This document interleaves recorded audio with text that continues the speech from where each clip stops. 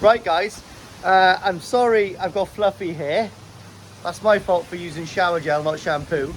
And also, we've got a little bit of an update for the Issa Growing show. So if you can remember the Issa Growing show that exclusively Koi, James the Koi Whisperer and myself done over a year ago, this is the reason why we haven't said anything until now. So Kevin's going to explain everything really, exactly how we've thought about this, but we didn't want to. So Issa fish grow massive. This is the, the short kind of explanation.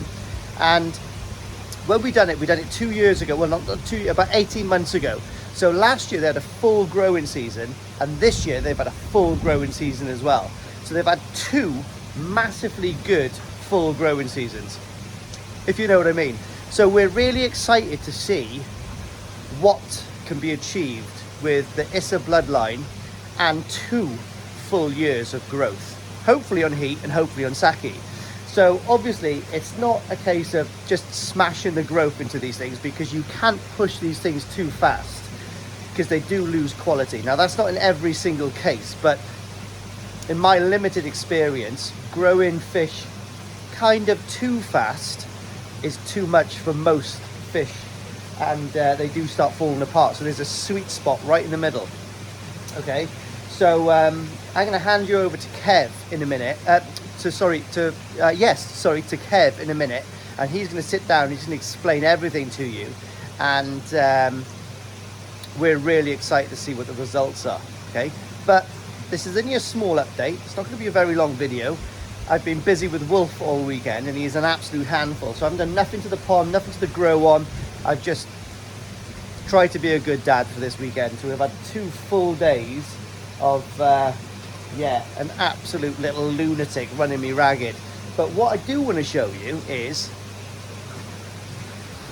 I just want to show you my koi, right? So basically you've seen these things many times. Now don't look at the water, it is as green as can be, because believe it or not, I didn't realize how much food I was putting in there, but I'm actually putting 1.4 kilos of food in there a day, and I'm at 24 degrees. My pH is 7.0, and my TDS is like 1300. That's because there's salt in there. Normally my TDS out of the tap is between 70 and 90. It's really nice. My KH, don't tell Ryan this, but it's about 1 at 7.0, so about 1.8. okay, so I just buffer it up a little bit every now and again just to keep it going. But I've gone down from 44 fish in the pond. I've got rid of, well, 23 fish, I think. I've got 21 fish left in there. Is that the right maths? Roughly. Okay, I've got 1 more fish going to my good friend Liam soon. He's coming down this weekend or the weekend after to pick up his tancho, which is sold. But he should be quite happy, because every time I've got rid of fish, okay, I have kept the feed the same. Now, it's incredible to think, when I went to the National Koi Show in July 1st and 2nd, okay, one of my NND Sankeys had a first in size and, you know what I mean, like size and variety. Okay, it done quite well. When I came back from the National, I got rid of 7 fish, and I kept the feed the same. About 6 weeks later, I went to the Newark Koi Show, and the standard is still as good as the National. Okay, went to the Newark show, and the fish had young champion, which I am so pleased with. And the reason I'm so pleased with that particular one is because it only cost me £495 from the Mud Pond event from Koi Wholesale, and it put on so much more volume because I got rid of 7 fish. So it's lovely to collect fish, and it's lovely to have a full pond, but really, if you need to push these creatures to their absolute maximum, you really do have to give them as much water as you can per fish. Okay, So at the moment, so after the national, I got rid of more fish. Okay, I got rid of way more. So at the moment, I've got 21 fish in my pond. One's going, so I've got 20 fish in my pond, and they're on 1.3, 1.4 kilos of food a day. Now, the biggest fish I've got in there is about 60 cm. So they go from about maybe 20, maybe 33 cm to about 61, 62 cm. So that's a lot of food. That's probably, you know, a lot of food actually for these fish. But I'm going to spin you around now, and I'm going to try to get some top views without bowling these fish. And I want to show you the volume of some of these. And it's really impressive that one or two of the fish that I couldn't get volume on before now seem to be progressing really nice. So, you know, these are the fish that's probably struggling trying to keep up with the pack eating, but because there's excess food there, they're mopping it up and it's really good. So I'm really, really happy. Buzzing. Let me spin you around. Right then, guys, I really want to show you some of these koi. So volume wise, these have actually just, well, I'm so happy. So this is my Hoshikin Sankey, which the Sumi's dropped back a little bit on this one since last year. That's why I haven't been to any shows with it. Okay, we've got the Hoshikin Kawaku there, which again is absolutely sublime. I didn't take that to any shows this year though. I'm sitting on that one. We've got the big Minimagoshki down here, and also we've got the small Sankey from Yamashina, which I really like. We've got this shower here, which is a Danichi Super Monster bloodline, which has got fantastic markings and a lovely body. I'm just struggling getting the volume on it this year. We've got my Shinoda Hiyatsuri down there, which is doing really well. Keef's Kawaku from Momotaro, that's putting on some serious poundage. We've got a lovely, again, Hoshikin Kawaku, just going away there. That was a small grow and show with exclusively. That came second, just underneath, I guess second or first, I can't remember. But it was right in the running. But that's done really, really well in the shows as well. Okay, so I've been lucky on that one. This is Takano's Sankey, the Takano event fish, as you can see it there. Yeah, it's done really well. It's packed on loads of poundage. We've got there we are. So there we have the young champion of the newer koi show, which is an NND Sankey that I bought as a Tozai in the mud pond event. 495 pounds, guys, and it's only getting better. Absolutely fantastic. But what I'm going to do is I'm actually going to do a real video on this fish. I'm going to bowl it up at some point and do a video on it and show you it as Tozai, and a bit of a story about it, to be honest, because I'm very proud of that fish. It's done very well, and it's, like I said, it's come from a 21 cm Tozai to 54 cm now. We've got my Yagenji Shiro here, and also underneath we've got the star of the pond, realistically I would say, is my NND Shiro. Homosako bloodline, but is absolutely superb. Look at that. Bad boy in the making. The Yagenji and the NND, such different body lines, body shapes. And I believe the Yagenji one, my friend was saying, comes from a really ancient bloodline, and from the side view through the window you can see it's a totally different body shape. It's insane. That's just, well, mesmerizing how all the different bloodlines have got different body shapes. Here we've got again we've got a Danichi Showa, but again this one is the Mona Lisa bloodline. The Saroji on this, the Saroji Sumi and the Benny on this is so much different to the Super Monster.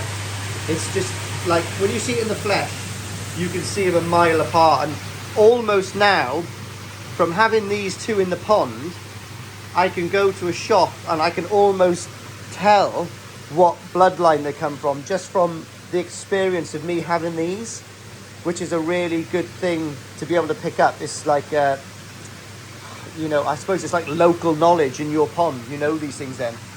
So by here we've got the Tucano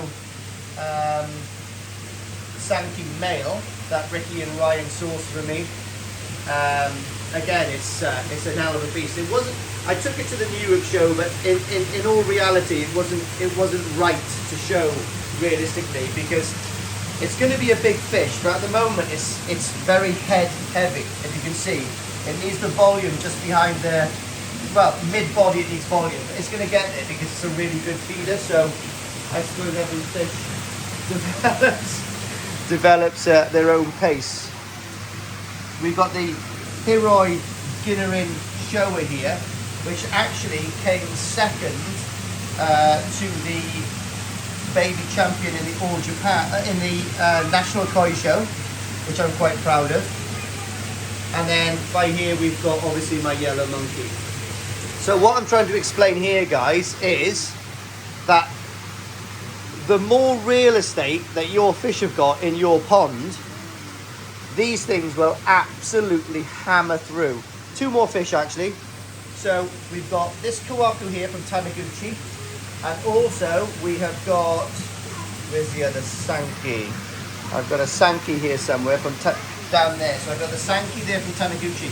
Now the Sankey from Taniguchi is probably the better fish. It's got a lovely body. It's got a lovely kind of 3-4 step pattern, and it's got that underlying sumi in the right areas that I think is going to come through champion for next year. But saying that, the skin quality, can you see the luster?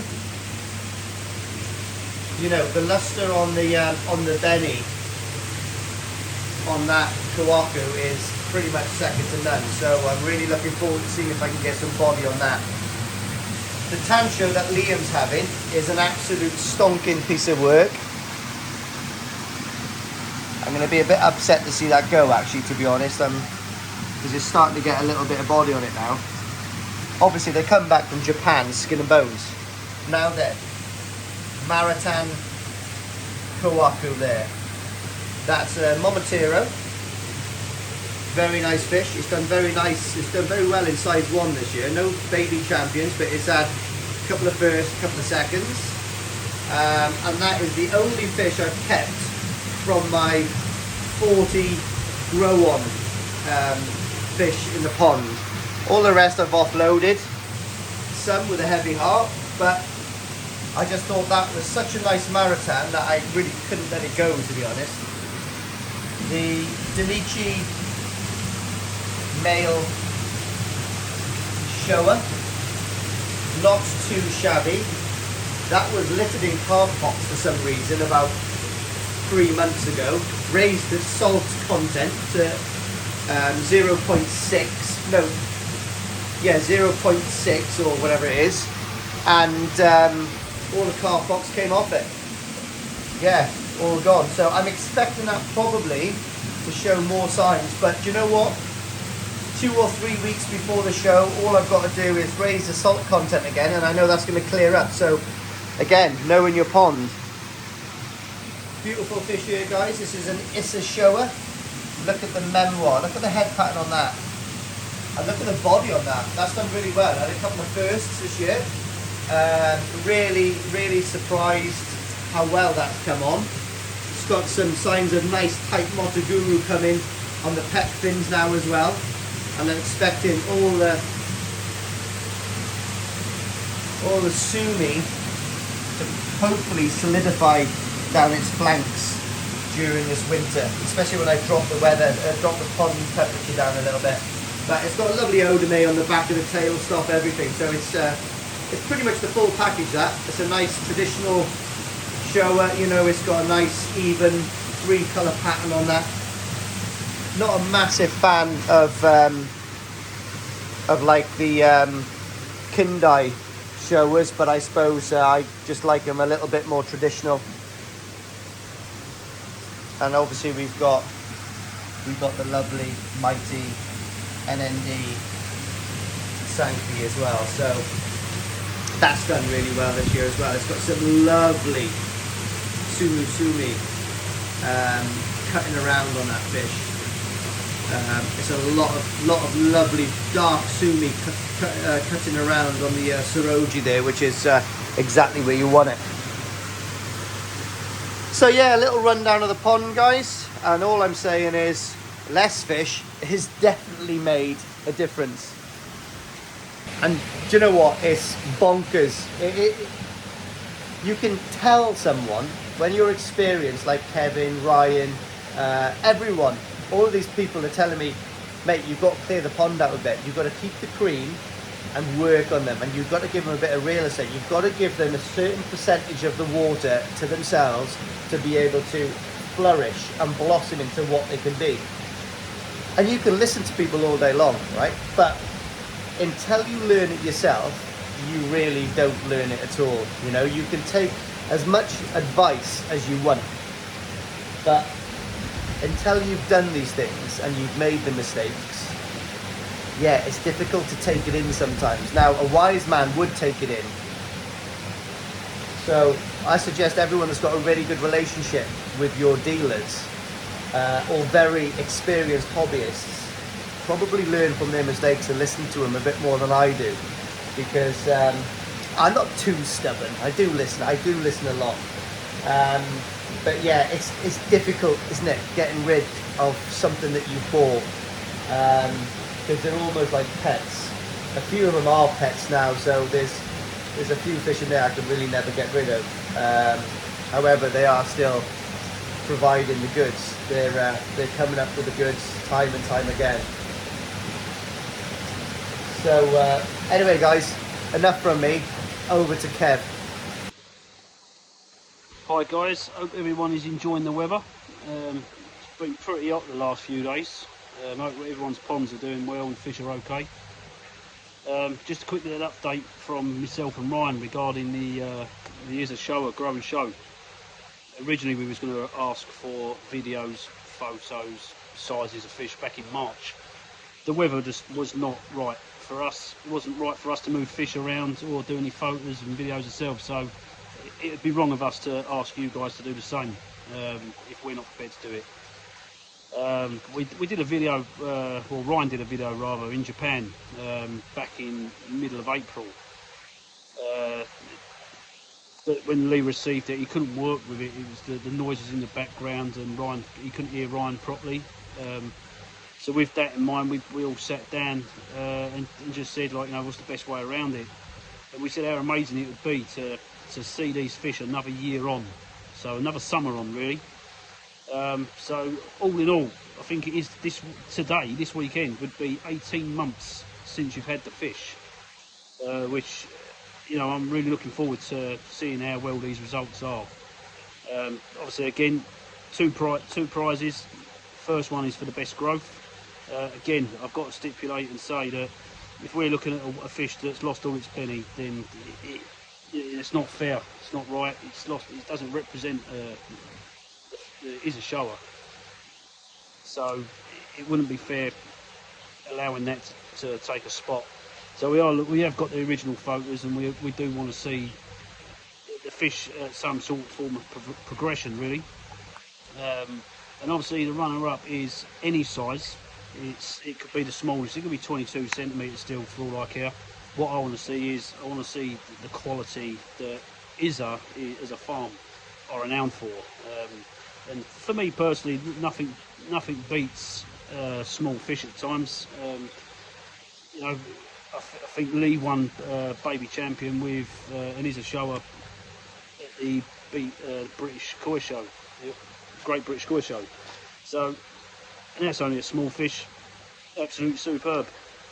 So if you can get me a video, one photo, and the current size of the fish, if you want to email it to me at sales@exclusivelykoi.co.uk, or you can send it via WhatsApp to 07718 087 564.